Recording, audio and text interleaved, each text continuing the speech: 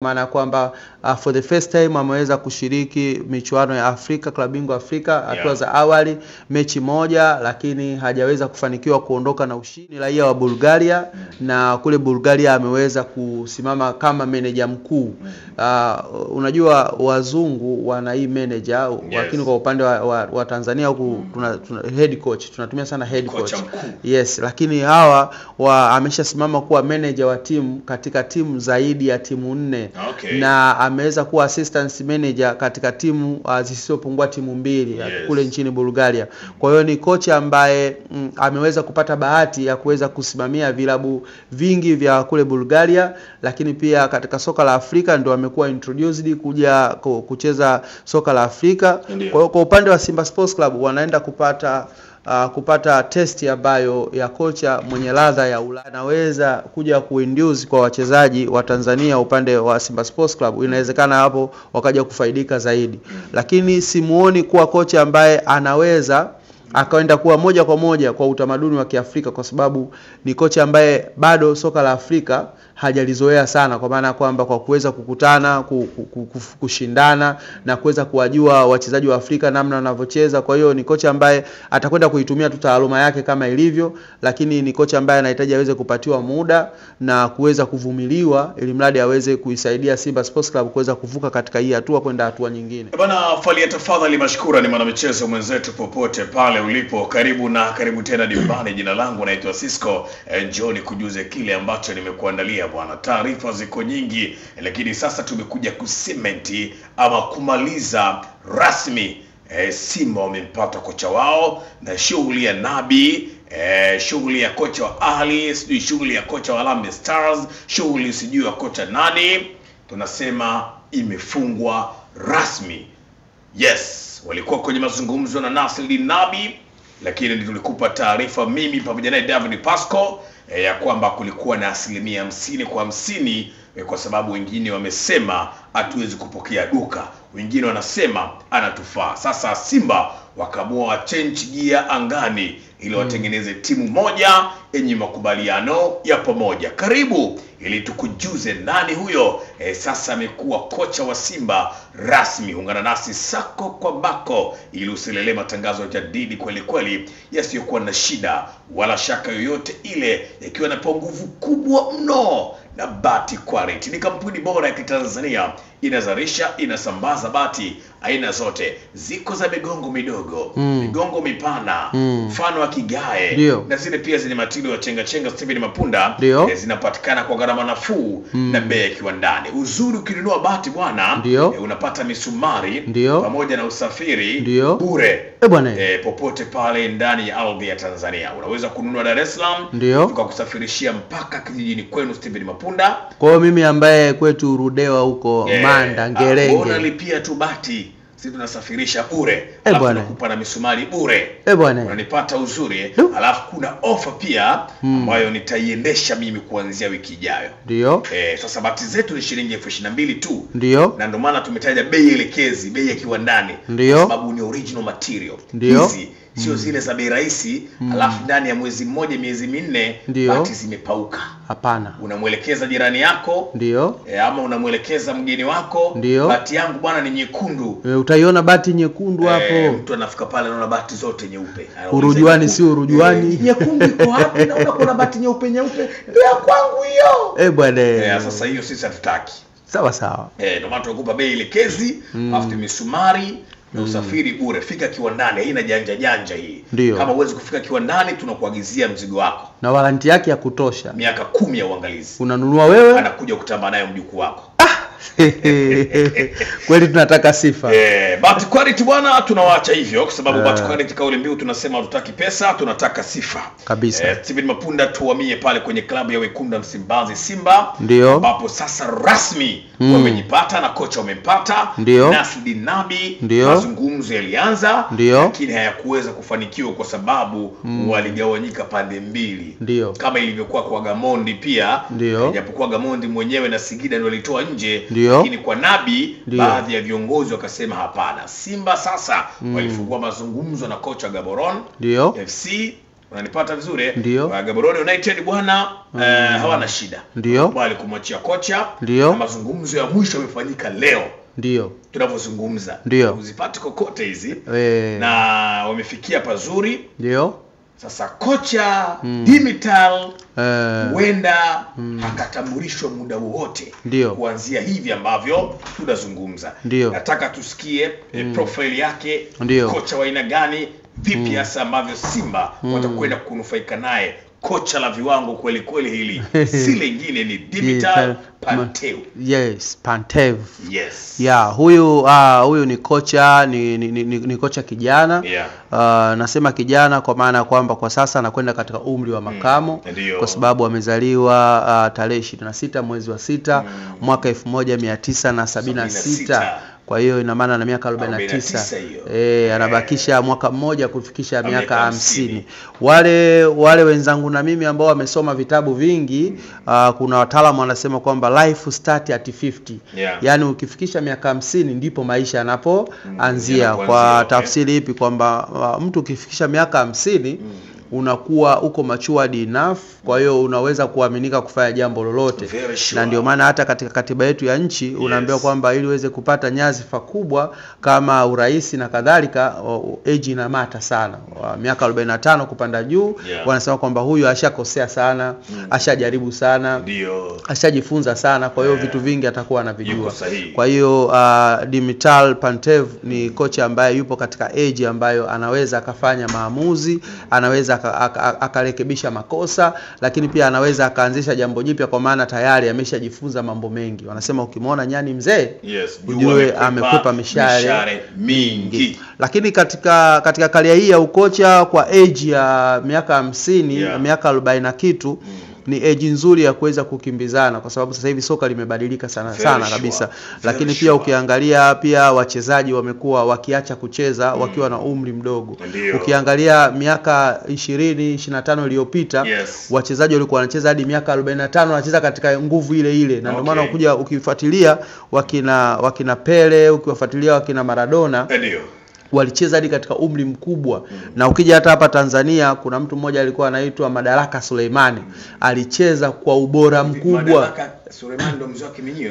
Mzee wa Kiminyio. Alicheza miaka mingi sana, aliweza kudumu katika ubora ule ule. Na leo hii pia tunaye Elasto Edward Nyoni, naye pia ameweza kubonda kwa umri huo kwa mrefu zaidi. Lakini tuna wachezaji ambao mpaka sasa hivi ukiuliza Bahanuzi uko wapi unaanza kulia.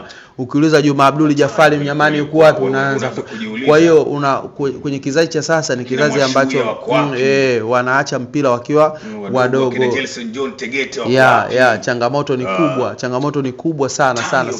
Ni wachache ambao wanapenya kama wakina Juma Kaseja wakacheza kwa umri mrefu. Ni kwa muda mrefu kama Mohamed Hussein Shabalala, ni wachache. Ni wachache. Piga kwa muda mrefu. Hata kina John Rafael Boko pia na wamedumu kwa muda mrefu.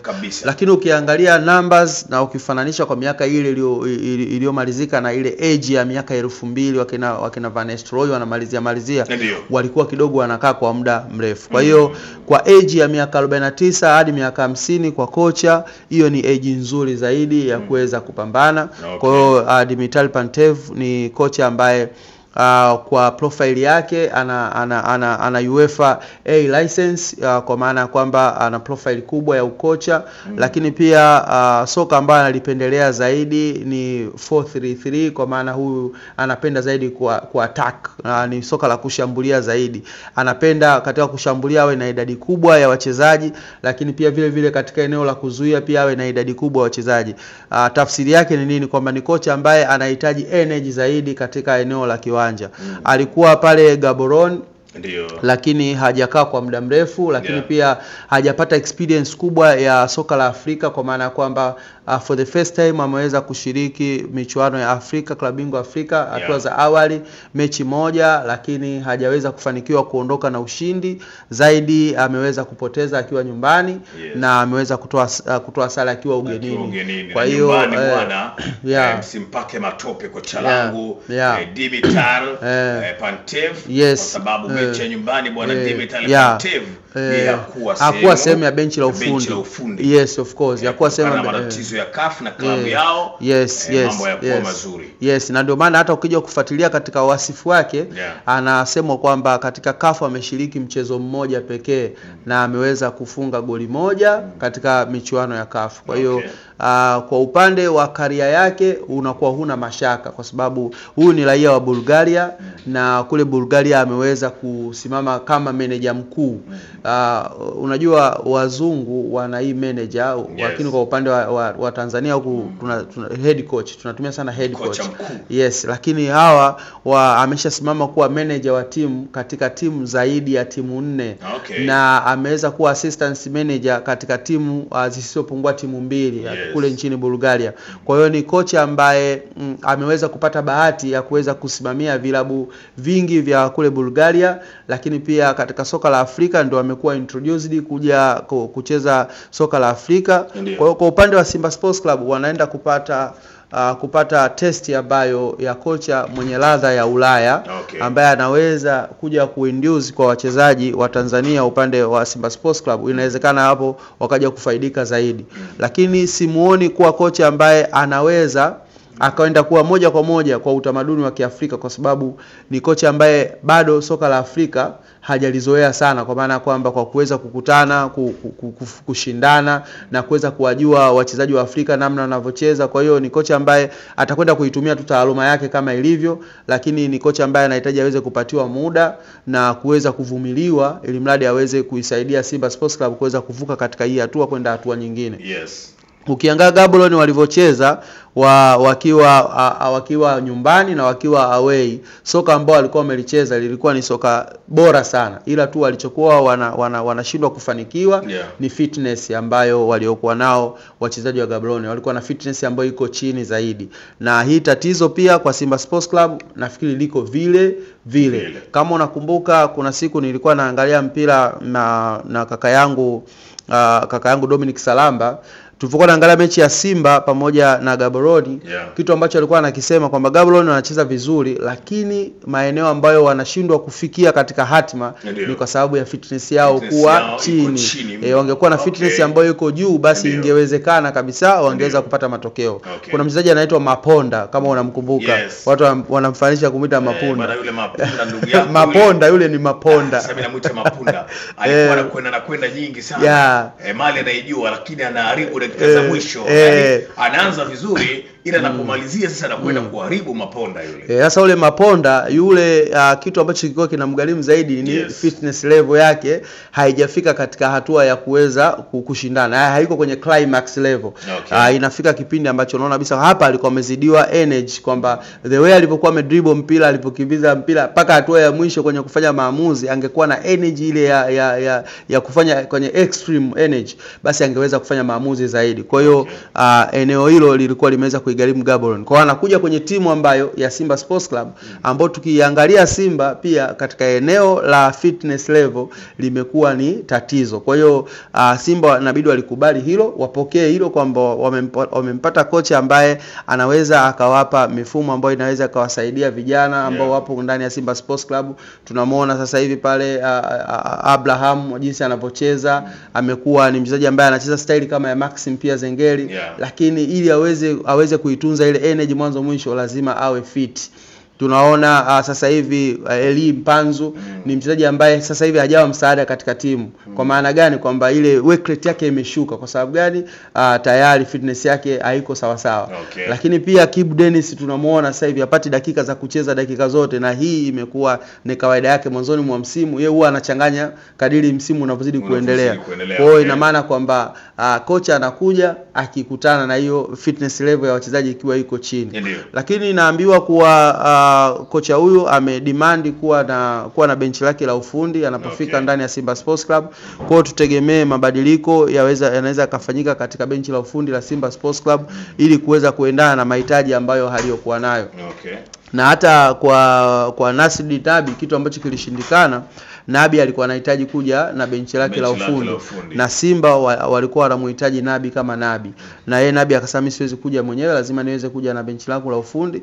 Lakini pia mahitaji ambayo alikuwa anahitaji Nabi ni mahitaji makubwa zaidi, mshahara ulikuwa ni mshahara mkubwa zaidi, na Al Tripoli ya kule Libya ilikuwa tayari kutoa mara 4 ya mshahara ambao angeweza kupata Simba Sports Club.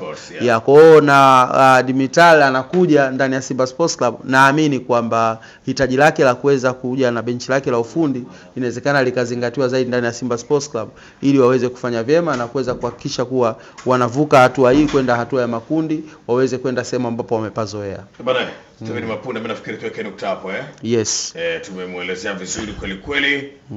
Dimitar Pantev, bonge moja la kocha. Yes. Anaibisha bishe Dimitar Pantev. Yeye ndio kocha mpya ndani ya klabu ya Wekundu wa Msimbazi Simba. Jina langu naitwa Cisco. Nikwambie tu pia unaweza kunicheki kwa ajili ya shughuli zetu zile za UMC. Na sasa bwana, tunafanya shughuli aina zote ili tukuhudumie vizuri. Sijabadilisha namba yangu ni ile, lakini leo tutaongeza nyingine ya kaka Mapunda. Kwangu ni 0782 055 044. Unaweza ukaiandika tena vizuri ili weke oda yako, mabooking yako mapema kupitia namba hiyo ya 0782 055 044. Kabisa. Pia unaweza pia kutupigia kwa huduma za UMC2 kupitia namba ya Steven Mwana wa Mapunda ni 0713 455 232. Narejea kwa mara ya mwisho ni 0713 435 232. Hizi namba ni kwa ambao unataka utangaze biashara zako kupitia vipindi vyetu. Unataka huduma ya UMC, unataka pia huduma production kadha wa kadha, lakini si tu kupiga story, itakuwa si sawa sawa. Mimi sina la ziada. Nimpongeze Steven Mapunda kwa uchambuzi mzuri kweli kweli. Basi kwenye studio hatuna la ziada. Inatosha tu kusema kwamba nyuma ya kamera mchongo huu umesimamiwa na Anko Vuma Zela Busara. Wila lika. Maasalam.